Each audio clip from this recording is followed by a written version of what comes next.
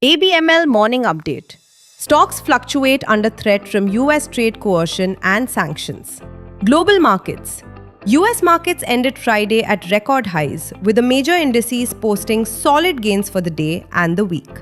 The S&P 500 rose 0.65% to a fresh closing high. The Nasdaq Composite gained 0.82%, and the Dow Jones advanced 0.48% to a new record. Markets were supported by a softer than expected December jobs report, which showed payroll growth of 50,000 and a dip in the unemployment rate to 4.4%, reinforcing expectations of a resilient but cooling labor market. Sentiment also improved after President Donald Trump announced plans to buy mortgage bonds to lower home loan rates, lifting home builders and mortgage-linked stocks and adding to broader risk appetite.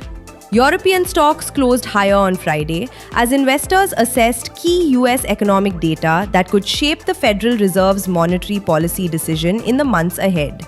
The Pan-European Stoxx 600 rose 0.97% by the close, with major regional bourses and sectors in positive territory. Domestic market. Indian equity indices ended on a negative note on January 9th. At close, the Sensex was down 0.72% at 83,576, and the Nifty was also down 0.75% at 25,683.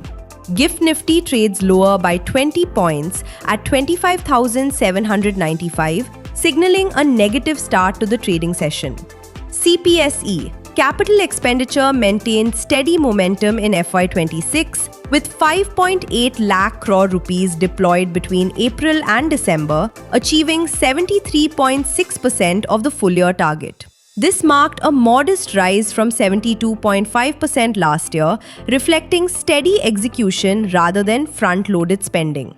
Indian Railways and NHAI were the largest contributors, while power, coal, steel, petroleum and transport sectors drove overall capex, strengthening core industrial and logistics capabilities.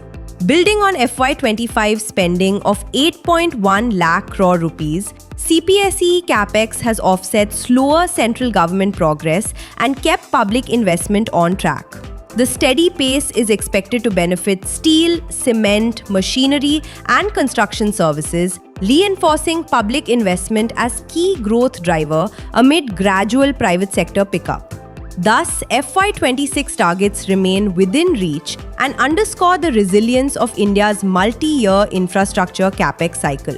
Focus for the day: India CPI, TCS Q3 FY26 results, Lemon Tree Q3 FY26 results. Key corporate developments or policy actions. Lemon Tree Hotels announced that Warburg Pincus affiliate Coastal Cedar will acquire APG's 41.09% stake in subsidiary Fleur Hotels and invest up to 960 crore rupees to support its growth.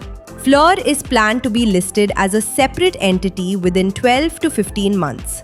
Tejas Networks reported a consolidated loss of 196.55 crore rupees in the October-December quarter.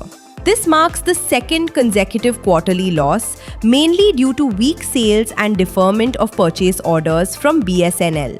The National Company Law Tribunal Mumbai has approved the scheme of arrangement involving Vedanta, Vedanta Aluminium, Talwandi Sabo Power, Malco Energy and Vedanta Iron and Steel. Andhra Pradesh IT and Industries Minister Nara Lokesh highlighted the fast-paced development of LG Electronics' 5,000 crore rupee manufacturing facility at Sri City. Phoenix Mills delivered a strong Q3 performance, with retail consumption rising 20% to 4,787 crore rupees and double-digit growth during the festive period.